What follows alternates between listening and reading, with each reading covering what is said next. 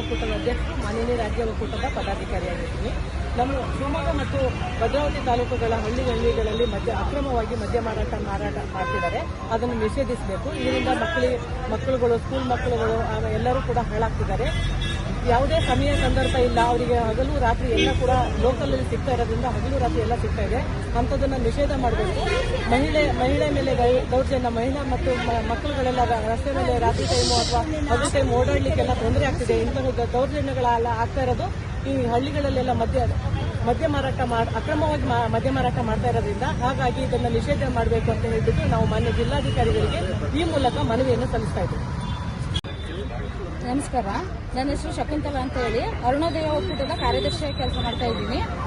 ಈ ಮದ್ಯ ಮಾರಾಟದಿಂದ ಎಷ್ಟು ಹೆಣ್ಮಕ್ಳಿಗೆ ಹಿಂಸೆ ಆಗ್ತಾ ಇದೆ ಅಂತಂದ್ರೆ ಅನುಭವಿಸ್ತರಿಗೆ ಗೊತ್ತಿರುತ್ತೆ.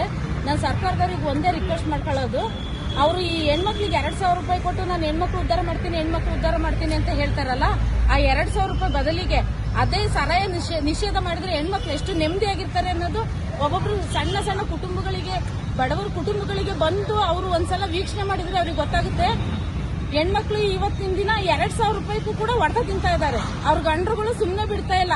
2,000 ರೂಪಾಯಿ ತಲ ಕೊಡು ಅಂತ ಹೇಳಿ ಅದನ್ನು ಕೂಡ ಕಿತ್ಕೊಂಡು ಕುಡ್ದು ಮತ್ತೆ ಮಕ್ಕಳಿಗೆ ಎಷ್ಟು ಹಿಂಸೆ ಕೊಡ್ತಾ ಇದ್ದಾರೆ ಅನ್ನೋದು ಆ ಜಾಗದಲ್ಲಿ ಇದ್ದು ಅನುಭವಿಸೋ ಹೆಣ್ಮಕ್ಳಿಗೆ ಗೊತ್ತೈತೆ. ಆ 2,000 ರೂಪಾಯಿ ಕಡೆಯಿಂದ ಸುಮಾರು ಹೆಣ್ಮಕ್ಳು ಹೊಡೆತ ತಿಂದಿದ್ದಾರೆ. ಅದನ್ನ ಸ್ವಲ್ಪ ಗಣನೀಯವಾಗಿ ತಗೊಂಡು ಸಿದ್ದರಾಮ ಸರ್ ಅವರಿಗೆ ನಾವು ಹೇಳೋದಿಷ್ಟೇ, ಸರ್ ನೀವು ಹೆಣ್ಮಕ್ಳು ಉದ್ಧಾರ ಮಾಡಬೇಕು ಅನ್ನೋದೇ ಆಗಿದ್ರೆ ಈ ಸರಾಯ ನಿಷೇಧ ಒಂದೇ ಸಾಕು ಸರ್. ಹೆಣ್ಮಕ್ಳು ಇವತ್ತಿನ ದಿನ ಆ ಸರಾಯ ನಿಷೇಧ ಆದ್ರೆ ಖಂಡಿತ ಅವರು ಒಂದು ದೊಡ್ಡ ಸ್ಥಾನಕ್ಕೆ ಬಂದು ಮನೆನೂ ಕೂಡ ಬಹಳ ಸುರಕ್ಷಿತವಾಗಿ ನೀಟಾಗಿ ಅವರ ಜೀವನವನ್ನ ಅವರು ಸಾಗಿಸ್ತಾರೆ. ಯಾರ ಮೇಲೂ ಡಿಪೆಂಡ್ ಆಗಿರಲ್ಲ ಅಂತ ಹೇಳಕ್ ಇಷ್ಟಪಡ್ತೀನಿ ಸರ್. ನಾನು ಅರಕೋಳಿಂದ ಬಂದಿದ್ದೀನಿ ಸರ್. ನಾವು ಭದ್ರಾವತಿ ತಾಲೂಕು ಶಿವಮೊಗ್ಗ ಜಿಲ್ಲೆ ಅರಕೋಳಿಂದ ಬಂದಿದ್ದೀನಿ. ತುಂಬ ಜನ ಇದು ಮದ್ಯ ಮಾರಾಟನ ಹಳ್ಳಿ ಒಳಗೆ ಬಹಳ ಜನ ಮಾಡ್ತಾ ಇದ್ದಾರೆ.